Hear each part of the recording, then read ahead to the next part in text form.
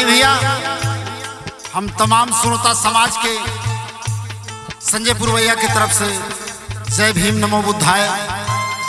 सुनी सभे बाबा साहब के गीत लेके आइल बनी, सुनी जा।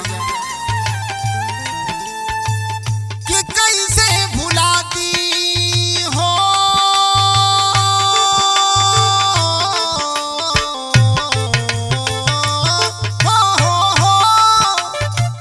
कि कैसे भुलाती बाबा की हलिया हसान के, कि कैसे भुलाती बाबा की हलिया हसान के।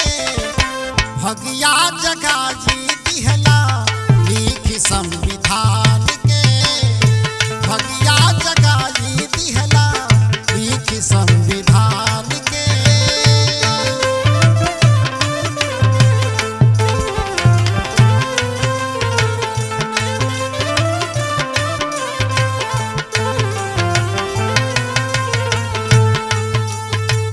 कि कैसे भुलाती बाबा हो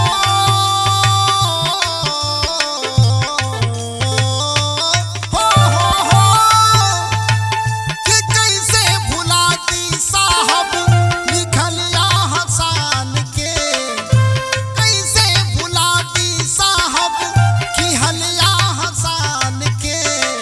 और भगिया जगा जी दिहला लिखी संविधान के।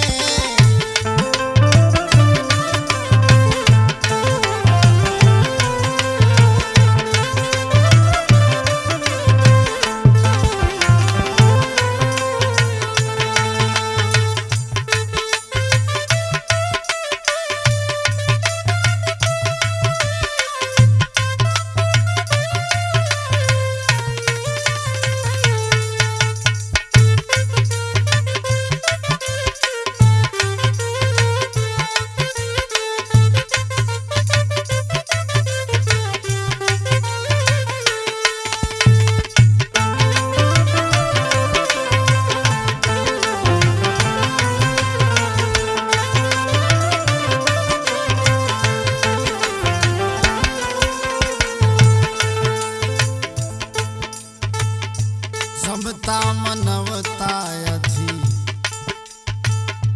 समता मनवता अधिकार दियवला, समता मनवता के अधिकार दियवला।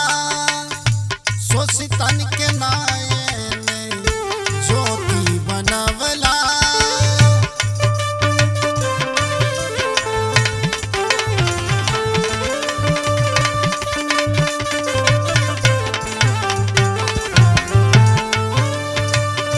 समता मनवता अधिकार दियवला।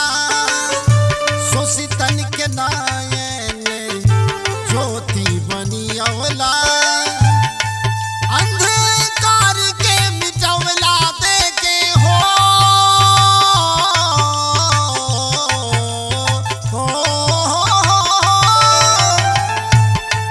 अंधकार के मिटवला देके शिक्षा के ज्ञान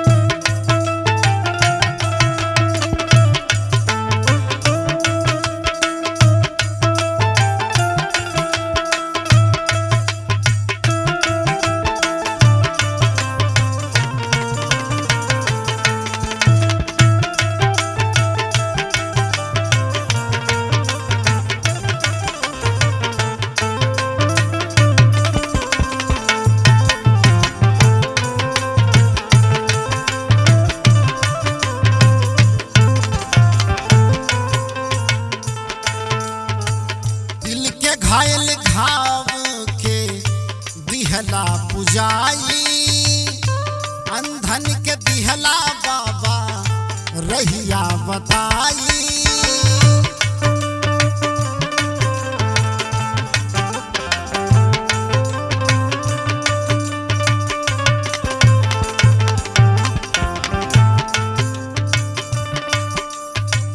दिल के घायल घाव के दिहला पुजाई, अंधन के दिहला बाबा रहिया बताई। 14वें रतन के पवनी हो,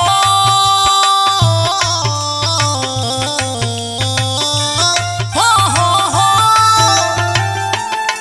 14वें रतन के पवनी भीमा बाई महान के। 14वें रतन के पवनी भीमा बाई महान के। अलजिया बचाई लिहला लिख संविधान के। अलजिया बचाई लिहला लिख संविधान के।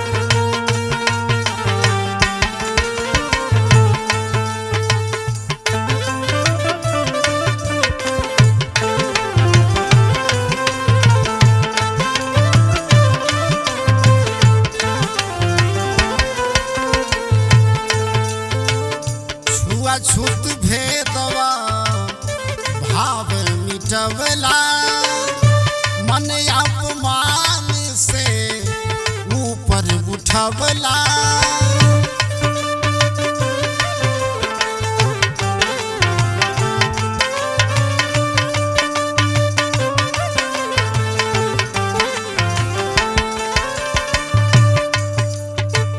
छुआ छूत